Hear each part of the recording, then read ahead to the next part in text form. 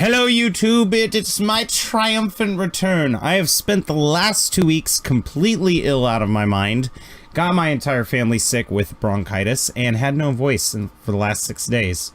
But I am back. I still can't do voice. So, I might not be able to do some of the voices that you are all used to because my voice is not actually back. But yeah. Hello, players. Hello. Alright, who can give me a quick rundown on what happened last time? I don't even remember who I am.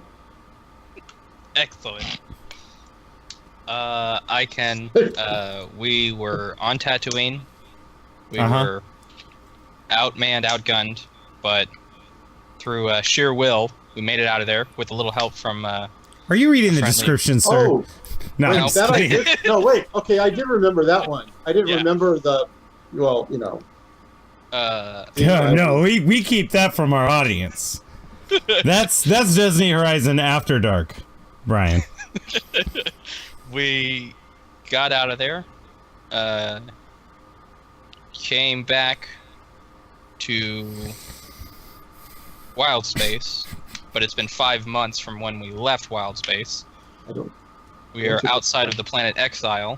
Nope. Which is like a prison. You were outside the planet. You were outside the beacon because you used Paradise to go back, and you had to steal the Destiny Horizon. Yep, saw the giant Imperial ship. Thrawn was there, somehow alive and dead. Yeah, the Eclipse. There we go. Let him leave. Took the Destiny Horizon. Got to the fleet, but the fleet is on the planet Exile, which is a prison planet. And we're planning on getting onto the planet to save our friends. There we go. Ta-da. So how does it feel, Ethan? Oh. Like, from my character's point of view? How does it feel? No, just you as a character. Knowing that Thrawn is back. Knowing that somehow you guys effectively made it to where Petrov never really existed. Makes me annoyed, but it's hard to think of future consequences when we're stuck in the heat of the moment of life and death. So it's unfortunate, but this is what we do. I can't show that hyperlink. Zell, that hyperlink had the word fucked in it, and this is a child-friendly show, so mind your fucking manners and stick to the game, god damn it. Anyway. There was no sex. I love that. I just wanted to make sure that you personally didn't feel like Corrin died for nothing, you know. No. He killed. Well, he didn't kill, but he fucked up Thrawn to the point where he's like, "Oh shit." Oh, and Thrawn is still pretty pissed off about that. I thought he was dead. Yeah, but you guys erased Petrov from existence, so. Oh. He never killed Thrawn. Oh, the god, that's right. The future is the past is the future. So, so let's roll Destiny. Yeah, my favorite part of the game. To all those who are in the Facebook group, last week's tide change was Ethan's that won.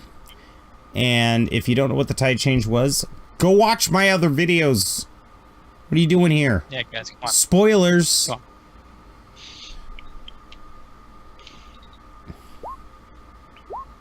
on. Of course. I always roll those. No! No! Yes! My turn, my turn. Job, guys. Yes. I get to roll as the omnipotent galaxy. Please. Right side. No.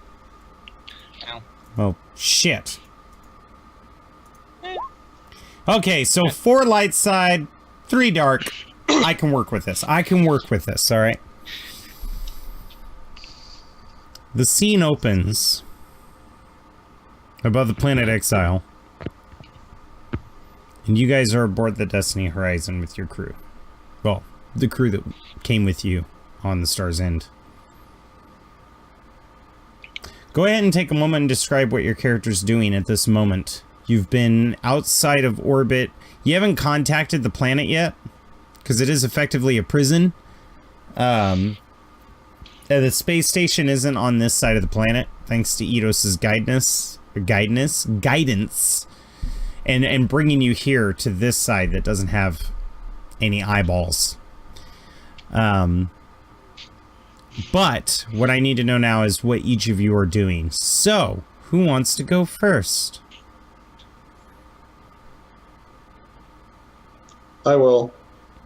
Yay, Valerie. Where is Valerie on the Destiny Horizon? What is she doing? She's at the computer, checking things out, trying to get an idea of what's going on. I'm kind of staring out the window and trying to take everything in, because it's like back and forth and here and there, and it's a lot. I mean, and it happens fast. So at times she's somewhat overwhelmed, but she's trying not to let it be seen. So she's just kind of thinking and sitting, looking at the computer, looking at readouts of what's what, and this planet, and kind of trying to mentally prepare herself for what may come next at any time now. You find yourself going through the system, and anytime you try to access anything that personally belongs to you, like the laboratory operating system, any of the lab files and stuff like that, it says that you've been locked out. Too many attempts have been made to log into your account without the proper password. Now, you may not be a computer techie, but maybe you know somebody on the ship that is. Actually, I am now. Oh. Valerie pulls out her, like, C++ for Dummies book. Got it. I learned. Oh, I'm sorry. It's not C++. The ships actually function. Okay. So I shall attempt a computer. What happened? Okay. I think the difficulty on this would probably be 3. Purple or red? 3 purple.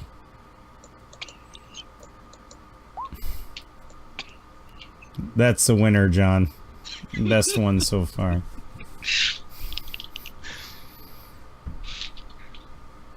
Okay. Oh,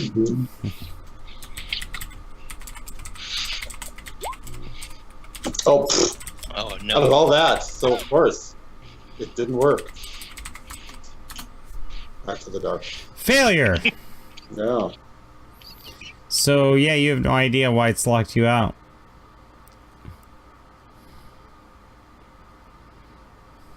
I will then ask Rakaza. Alright, Grakaza, hang on. We're gonna, Yeah. like, if this were Star Trek, you're getting ready to push your badge. We are gonna go over to Grakaza. Grakaza, what are you doing right now? You are the commander of the vessel currently.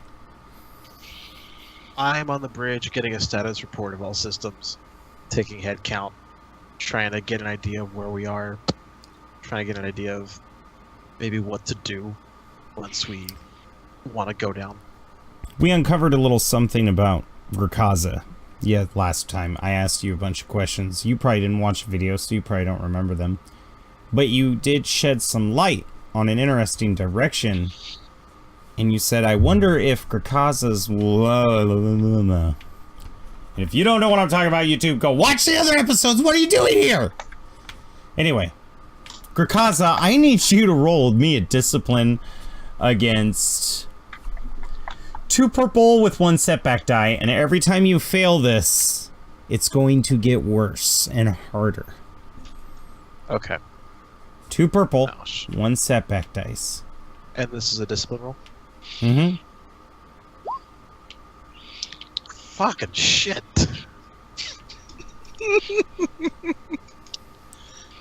Sorry. What are the consequences again?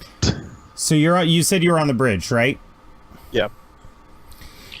Grakaza, where on the bridge are you and what are you doing? Remember, it has the holo table, right? You've got navigation consoles on the side. This isn't like Star Trek. You know, Star Wars bridges aren't designed very intuitively like the Imperial bridges.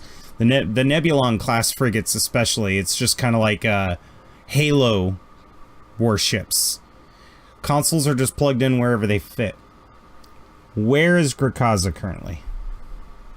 He's leaning over the holo table, kind of looking at the visualization of the planet that they're orbiting. So you look at this white planet. Now the planet's not white, but the mists on the planet, it's very cloudy there and misty. It's got a very high core temperature, but it also rains there a lot. So the oceans evaporate pretty quickly. And the water's very warm on the surface. But not so hot that you die. It just feels like a jungle all the time. So that's where you're looking at the mists. And you and Corin have been spending the last 45 minutes analyzing the planet and trying to come up with an attack strategy. Corin Reed, you being Grakaza's superior officer, why don't you start the conversation as you and him analyze the tactics of trying to figure out how to get your crew off this planet? Okay. Well, and what are you wearing? Pretty much my combat uniform. So it's like padded armor. Wait! Yep. Continue. Yep. So as I lean forward looking at it, well, if we get some Y-wing bombers right here, we should be able to knock out some of their defenses along with X-wing escorts, and should have our drop pods right about there. Grakaza, there's a problem with that. You don't have any Y-wings. In fact, your experimental B-wings are gone too. You have a few A-wings and X-wings, but your bomber craft are gone. That's a negatory. We don't have the strike craft to do that. We're gonna have to rely on the X-wings and their proton loadout. Toonpo, All you right. hear that? As you're sitting on the bridge analyzing computers, Grakaza's leaning over the war table, looking at the hologram of the planet. He goes, "Oh, that's a negative. You know, we're gonna have to go with the X-wing with their proton loadout. Just out of nowhere." You okay, Grakaza? What was that? Yeah, I'm fine. I'm just commenting that we're not gonna be able to use the Y-wings because they're gone.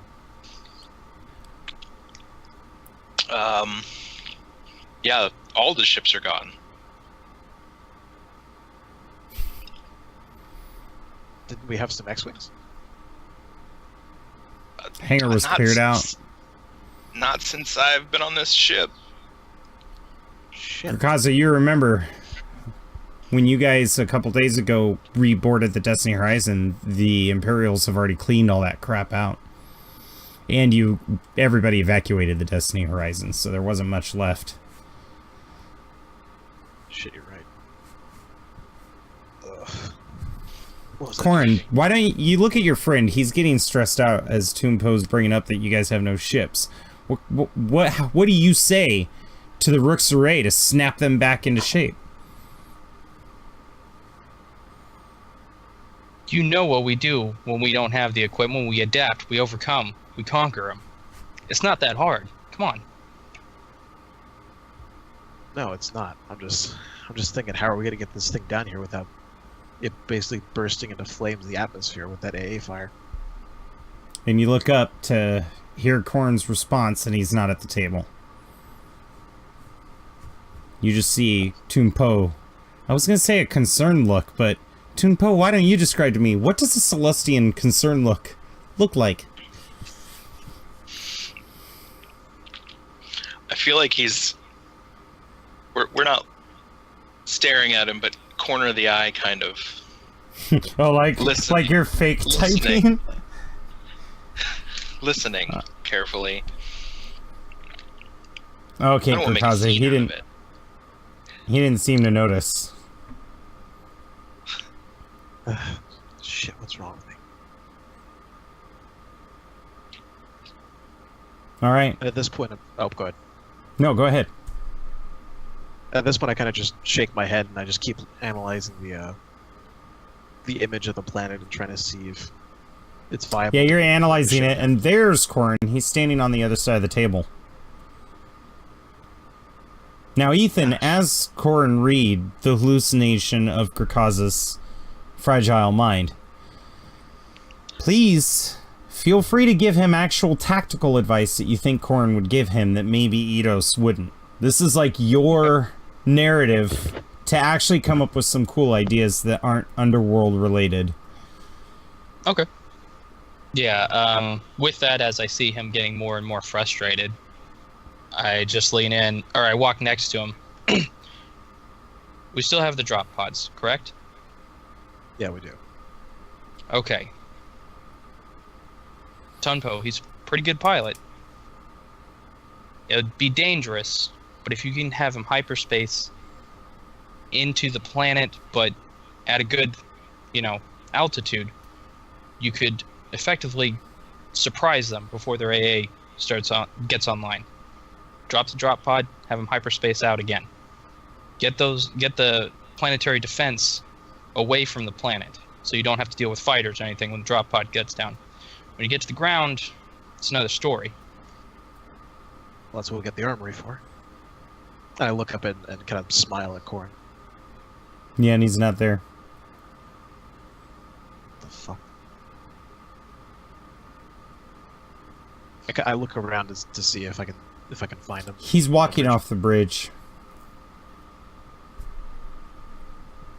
Corin, what the fuck, dude? He pauses and looks at you, jerks his head, and continues into a hallway. Naturally, I follow. You pause for a moment, remembering that as commander, you need to put somebody on the bridge in charge. Tunpo. And then you realize Tumpo's the only one on the bridge. I think it's starting to hit you how much of the crew is missing. You're so used to being able to... I mean, it's pretty much like... imagine being able to just ask somebody to go get you a coffee, right? Like, could you give me coffee? And then realizing they're not there anymore. It's nothing I would call big, but it's definitely something that's in your brain. That you're starting to realize how thinly stretched the entire team is.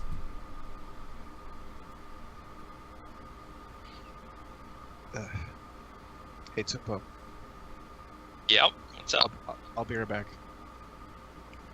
All right. You doing all right? Yeah. Well, I mean, as well as we can be in this situation. All right. Do you need me to work on anything? What do you need me to do? Just man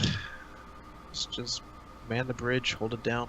Krakaza, did you take Corin's suggestion, like, seriously?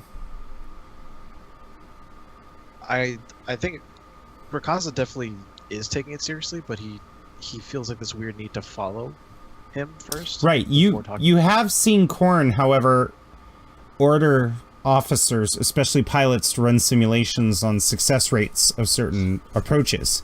In fact, it was that total disregard of that simulation process, like when the Commandos told him that they ran the simulations on invading Thrawn's craft, they said it was a near suicide mission, and he went anyways. But he always had people run simulations to find out what the odds of success were. It is entirely possible that you could have Tunpo figure out the likelihood of hyperspacing into a planet and at least run some simulations instead of just doing it. True. Yeah, because... Actually, Poe, there is something you can do. Yeah, name it. I need you to run the simulation, see if you can't make a micro hyperspace jump into the planet's atmosphere and the micro jump out safely. All right, it's a big ship to give that a try, but yeah, I'll see what I can find out. Good. Let me know what it comes up with when I get back. Sure. And I turn around and start walking to follow Corin. Yeah, Corin looks like he's heading to the turbo lift that goes down to the hangar. I walk into the turbo lift and take it down. Yeah, he's just standing next to you.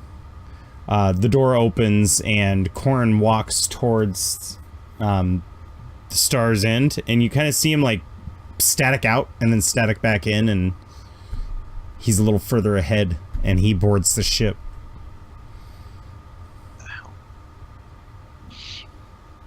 I walk towards the Star's End, but I get like this weird feeling in the pit of my stomach. Seeing kind of like the weird way he's moving. Nothing's really making sense, and I kind of feel like my head's a bit cloudy.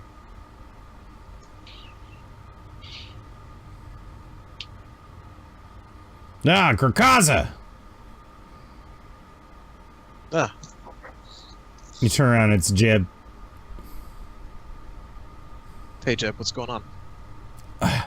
Nothing. Let's just see what you're doing in the hangar. He's carrying a really big box that looks kind of heavy for him, and he's heading towards the Star's End. Can I get that, man? No! He snaps. Okay, I was trying to be helpful there. I've got it. Don't worry about it. You know, listen, it ain't nothing for you to worry about. All right? Oh, all right, Jeb. All right. Do you want to roll anything, or just tell him to carry on? Can I roll a perception to see if he's lying? Yeah, you can roll whatever you like. Okay. If it was a perception roll, what's the difficulty? Well, unfortunately, when I rolled for his stats, he was not very charismatic, so it's 1 purple. Oh, and you get... Sorry.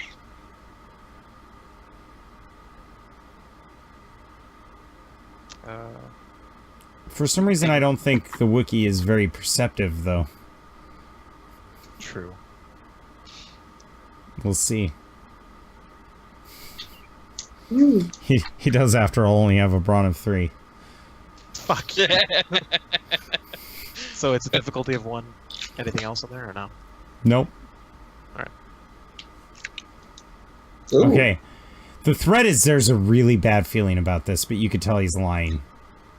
And he's scurrying towards... He gets on the ramp of the stars and kind of looks back at you and goes...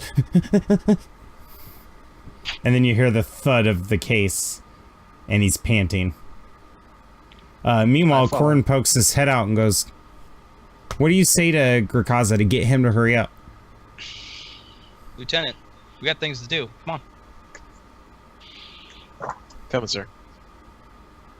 I kind of jog up to the ramp of the Star's End. Oh, fuck. Why do they make droids so heavy? Hey! He stands up. Well, droids are made of metal. Just juggling plates, don't mind me. No. He goes, yeah, he kind of starts pushing. I'll just push it on the ground, it's lighter that way. And he starts pushing the box across the floor. I walk over and I just kind of like very casually walk over in front of the crate and just put my hand out to stop it. Yeah, he doesn't fight it. He just stands up. Jeb, what's in the box? Not so much of what's in the box, as much as who. What do you mean?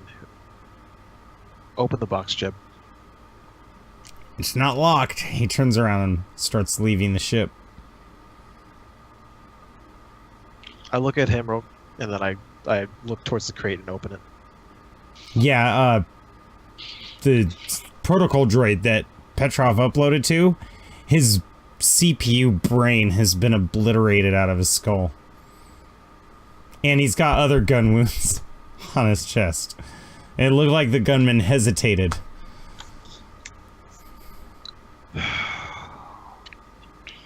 Grakaza's like gripping the edges of this box and like squeezing it as tightly as he can. And that's when you see a computer turn on in front of you. Like one of the computers of Star's End. Yeah, it apparently has a bunch of mathematical calculations on what the likelihood would be to take a craft and micro jump it into an atmosphere that is potentially caustic, and then micro jump it out. And you see that the atmosphere composition that it has is for Kessel, but it's a complete simulation that's been pre-programmed into the ship. Huh. Is it just kind of on the screen? Is it on the data? Oh yeah, the computer turned on and went straight to the simulation. Huh. I go over to the computer and I try and transfer it over to pull up on the bridge. Oh, unfortunately, it's been heavily encrypted. Can I try a computer check? Sure. 4 purple.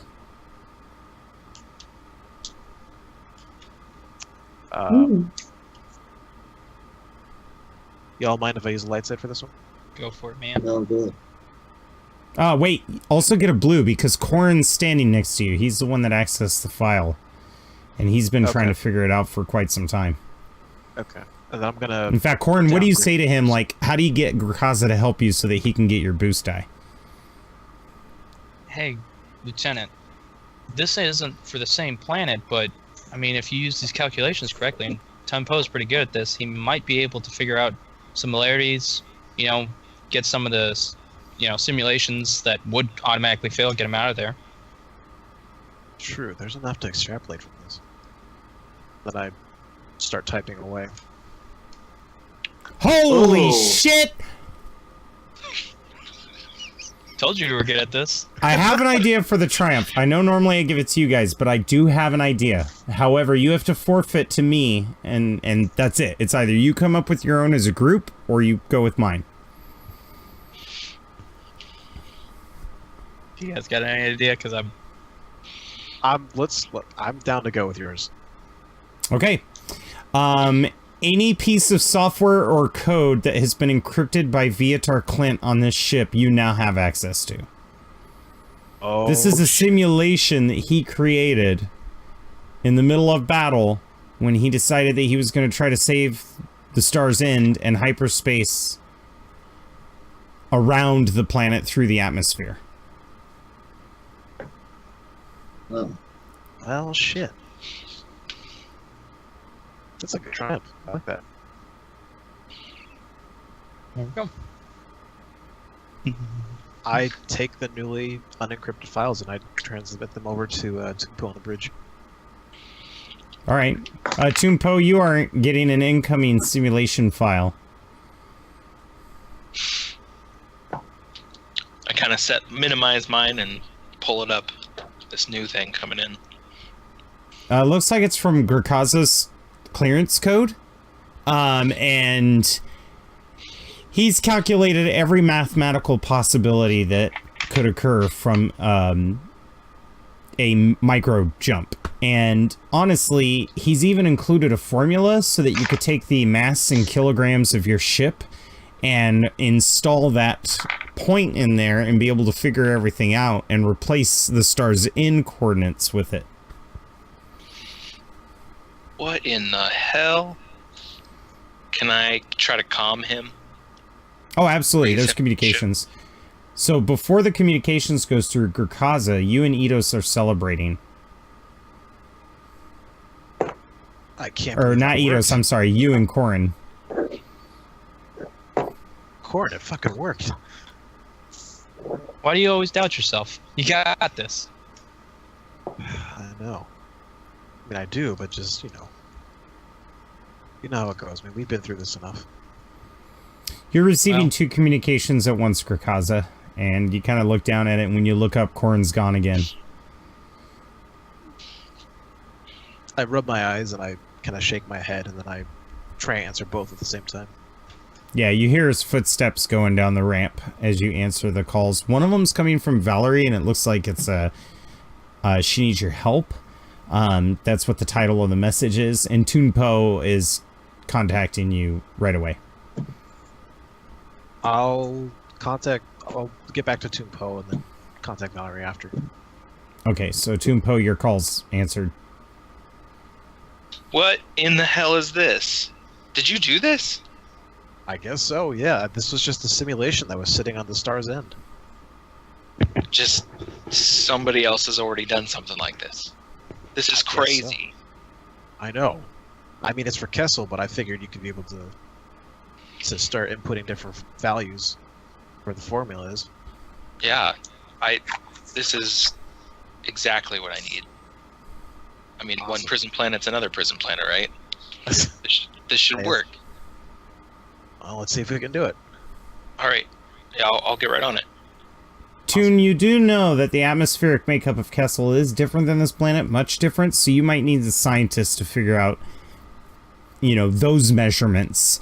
You have to be able to do a sample of the atmosphere planet and then put it into the simulation. And you could do that with probes, or you could send a ship down, or you could find a scientist who could run some tests.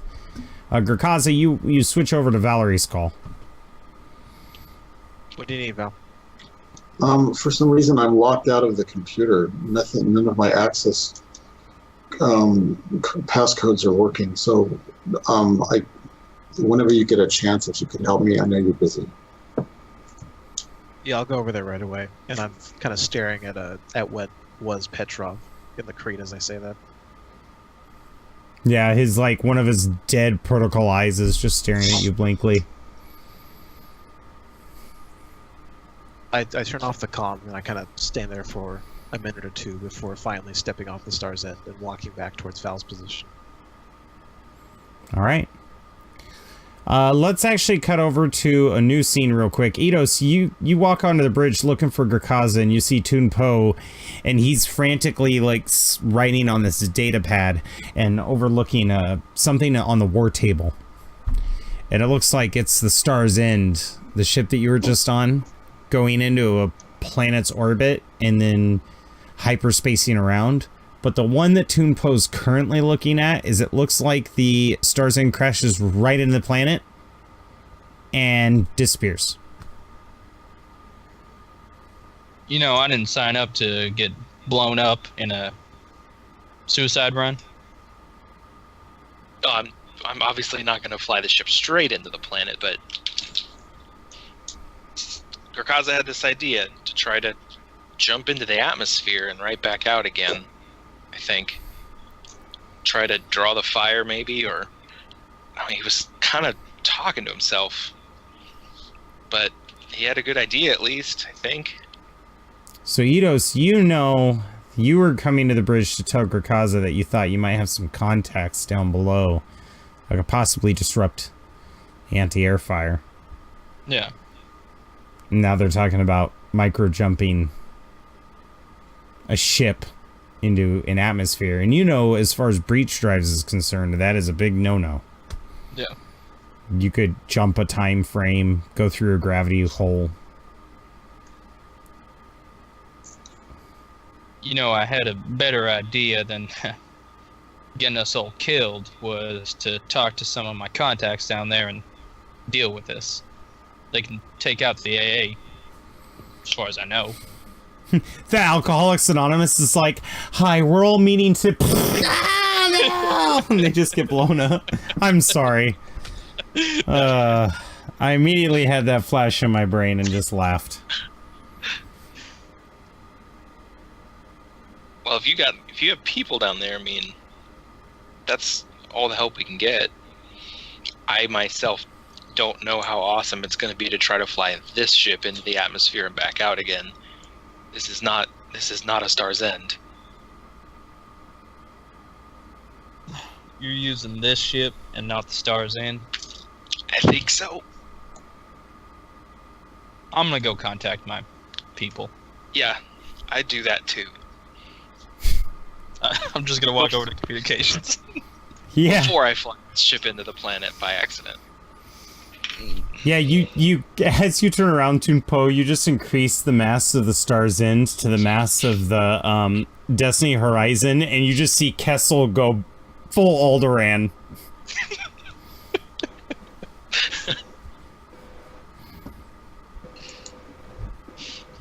I'm just gonna start looking at my contacts, be like, he's dead, he's dead, he's dead, and just kind of go down the list till I see Mick and Typhoon.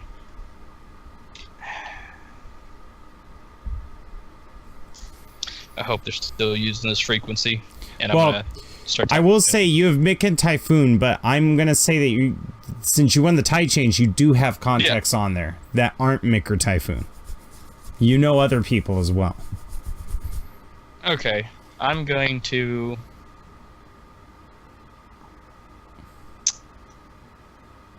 How many do? Can I roll something to see how many I do have? I do like a. Yeah. Do you have a like a negotiations or diplomacy roll? Yes, I do. I'll do a negotiation. What would be the difficulty for a negotiation to see? Probably a 3, just because if you've put them in exile, they're probably not going to be too keen on talking to you. Yeah. And I'm going to give you a setback because there's another. You're kind of afraid to make contact because someone who works for exile knows you very well and knows who your contacts are. Something you really haven't told the others yet. Yeah, no, I'm not. I don't want to tell them anything. Yeah, let's do it. Okay. Hey, you succeed. The threat is she finds out. All right. So yeah, you've got about 6 or 7 good names. 2 of them used to run with the Huts in this sector. One of them is a wormhole surfers, what they call it. People who've equipped a fighter with a spike drive, or like one of those jump drives, and it's very dangerous. Very dangerous. And the rest of them are just like dirty cops that you've turned in. Okay, I'm gonna go Common for criminals. Like, basically, what kind of a contact are you looking for? That's what the tide change is. You tell me. Yes. Are you looking for a murderer, a mob boss? I'm looking for probably a mob boss or underboss guy who would probably have numbers at this point. Okay. So, yeah. Probably one of the guys that ran with the Huts. Now you gotta figure out how to get a hold of them.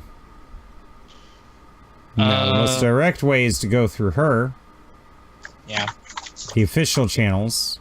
The indirect way is to look for, scan the planet's surface until you find small radio waves that match the frequency of a homemade ham radio, basically. But, it's kind of like tracking criminals. You're almost getting into that bounty hunter role again, where you're basically tracking this mob boss on this planet and you have no idea where he is, but you can't get involved with the law enforcement there either. Yeah. Okay. That would probably be a computer's check then, right? If I did it that way, where I didn't want to go through law enforcement channels. No, it'd be you tell me what you're scanning for. I'm scanning and it would be a perception check, actually. Okay, perception check, yeah. Because that's what the scanners are. Okay, I will be trying to locate a form of radio waves that they've used that's kind of almost like going AM instead of like, FM or digital or something like that.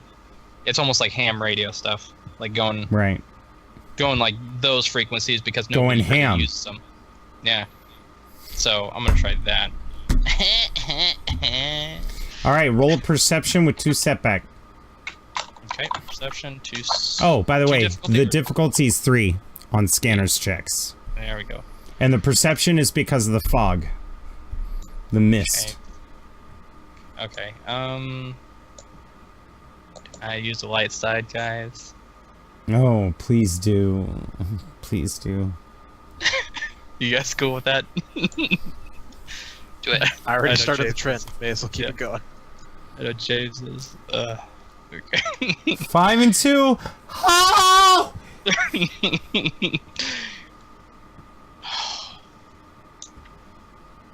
There we go.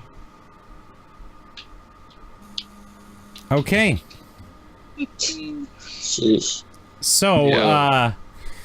you succeeded, but fourth rep is pretty catastrophic. So, Okay. you're sitting there and your hands over the send button as far as the encrypted message goes, and you're like, oh, here we go. You hit a button, and the camera pans down, and we've already seen a scene of all the suffering that had been going on down there. Now there's excited hubbub. It's almost like people have completely changed their tune.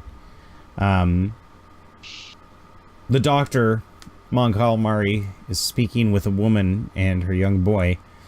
The hand will rehabilitate. It won't hurt after a while, but it won't have motor function in it. Can I still be a pilot?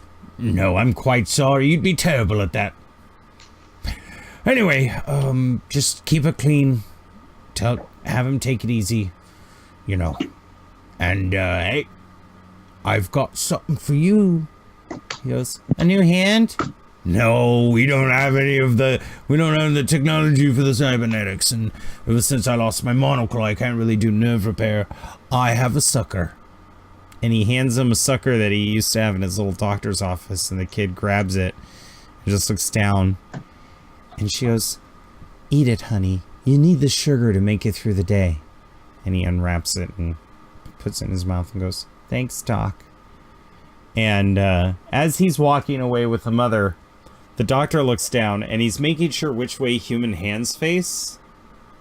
He's trying to remember. And then he nods like, yeah, I got it. And walks over to a table and he hears something in his back room. It sounds like TV static. It's like, oh, opens that up. And he sees a screen flickering with Mick leaning back in a chair and his feet propped up on a wooden cable dowel. And Typhoon is just standing in the corner, like, grabbing these metal wires and rotating them around. And you see that the image gets more staticky, but then gets clear, and you start to hear, like, like an oscilloscope. And the doctor's like, what? If I'm caught with that, they're going to kill me. I told you guys you could crash here.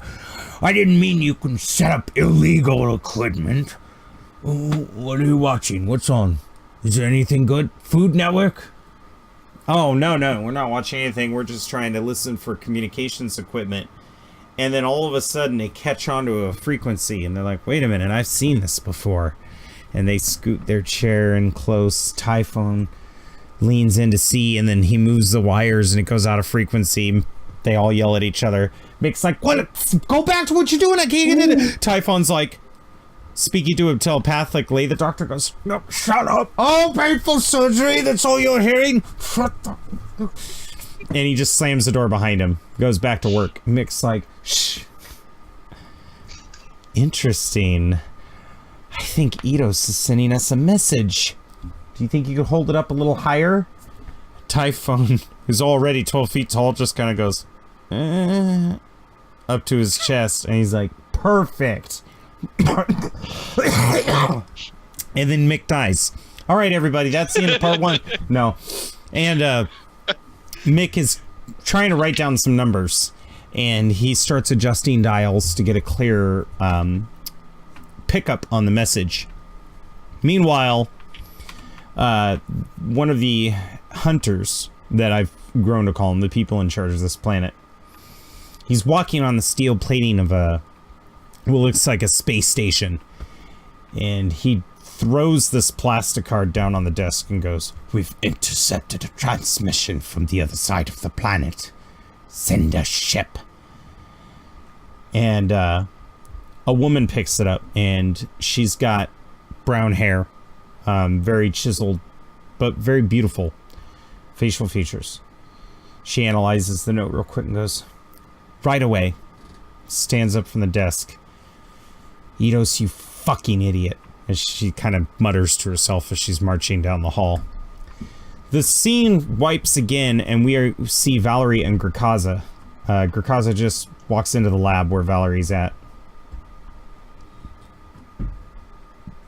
Having some computer problems?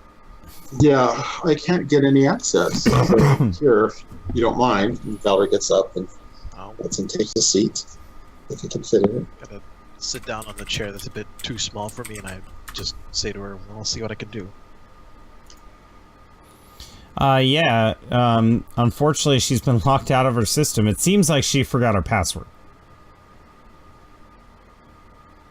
Do I see any way to to reset things? Is there?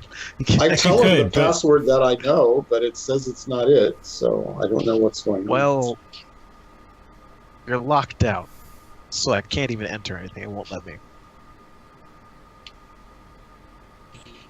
Oh well. Does this particular console have like a power button that I could just push, just to do my due diligence? No. Fine. All right. I mean, you could, I don't know, you could try. You could just try to, like, figure it out. Stumble your way through it. All right. I'll stumble my way through it then. I need a computers check from you. And it is also going to be daunting. 4. Okay. Let's see if this works.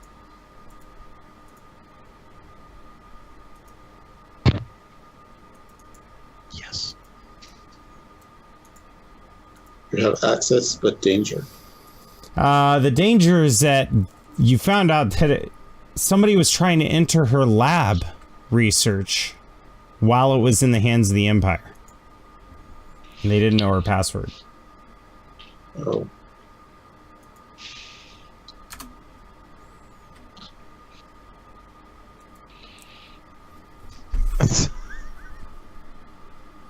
Really? Really? To be fair, that's kind of what Grakaza is right now. Just a Wookiee Geek Squad. You guys Well- at home can Google search Wookiee Geek Squad. It's the first picture that comes up. Well, Val, it looks like somebody was trying to access your files while the Destiny Horizon was in Imperial hands. They didn't get in, did they? Well, as far as I can tell, no. They locked themselves out because they didn't know your password. Well, good. At least that didn't happen. So,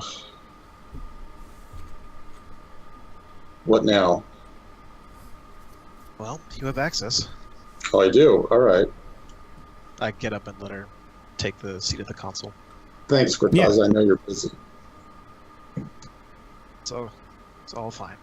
Thank you. Grakaza, So she just got access now. she's the last of the originals. You know what I mean? She's been with you since...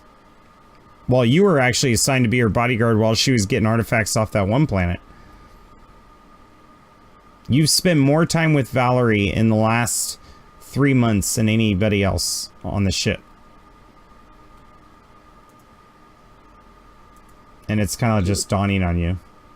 Valerie is grateful for all of his help and feels bad for all of his loss that he's gone through. Grakaza, behind you, you hear Korn calling you again. I kind Hey, of... Lieutenant. What? One sec. I call out, and then I turn to Val and ask if she's doing okay. No. It's just all too much. I mean, back and forth and back and forth, and I just feel stretched and tired. And I don't know. But I know we can't be, because there's people to save and we have things to do. So I'll be okay. All right. Just let me But know if you need thanks. anything else. I will. Thank you. And I turn and start following Reed. Yeah, Reed's leading you to the lounge. I walk into the lounge. And he sits down at one of the tables and throws out a plastic card. Like, it's like a file. It's like, you know, you have to open it to look at it. I pick it up and open it. Ask, what's this? As you're reading it, it appears to be coordinates, magnetic field readouts, and the exact time in which the entire fleet left Ansaria. A magnetic blueprint, if you will. Reed, why are you giving me this? Because you need to know where you started from. Just read it. You'll understand. I keep reading it to see what else is in there. It's just the moment that the entire fleet went into the Sith Gate. You know the exact second. You know the exact time. You know all of the magnetic field levels. It was something that apparently Valerie's crew was monitoring. Her interns. On a ship that had a much more advanced sensor system than the Destiny Horizon. But you've seen these controls on the breach drive before. All of these values.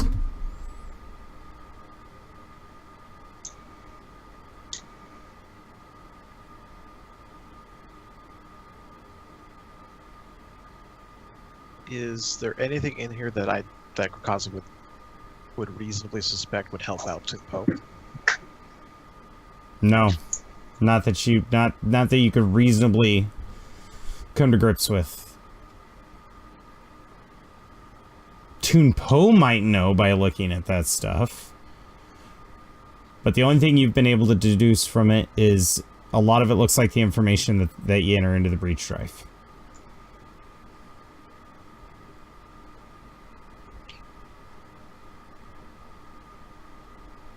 I'm going to keep the file, but I'm going to forward a copy to Toon Poe to see if he can use anything from it. This is only a physical file. Ah, okay. So you'd have to go hand it to him. Gotcha.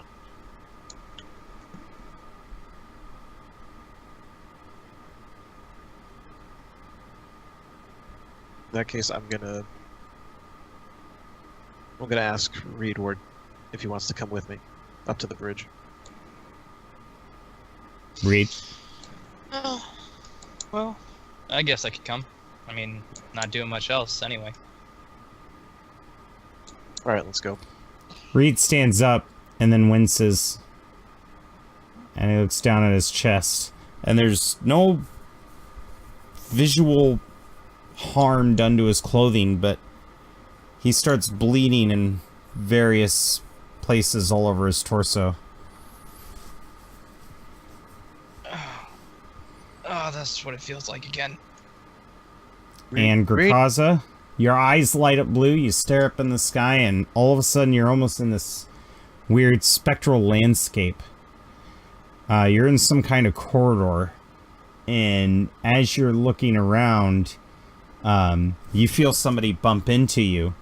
And it's a bunch of stormtroopers running down this corridor. I try and grab one of them. You can't seem to interact with them. This appears to be something that is going on that you have no influence over. I run down the corridor and follow them. Yeah, you run down the corridor and follow him, and you see Admiral Thrawn looking at his men, making eye contact with him, and he's like, "Get me out of here!" And he looks messed up. Like, whoever went up head-to-head with him, he's in critical condition. And you realize part of the reason why is because of a lot of gunfire, but he's retreating to a turbolift with his men.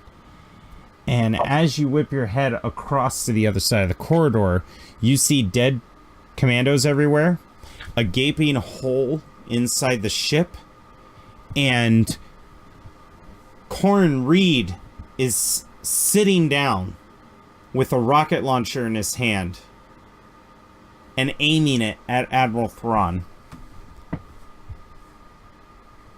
This feels more real to you than anything has in a long time. What do you say? Reed! Yeah, you shout his name? Fire! So, he's got a beat on Thrawn, and then he hears, Reed, Reed, Reed, Reed, and he misfires. And that's why Reed misses Thrawn. And then he's riddled to death with blaster bolts from all the stormtroopers. And you watch them fire on him, unloading, actually having to reload their energy cells and continuing to fire on him. And from his lifeless hand, a thermal detonator rolls out and lands near the boxes of rockets that he has on his ship. Nothing. You're back on the ship on your hands and knees, weeping. That's where we're going to end part 1 of this week's episode, week 13. Thank you very much. If you liked what you saw, hit that like button. If you haven't already, subscribe to the channel and tune in for part 2. Bye-bye.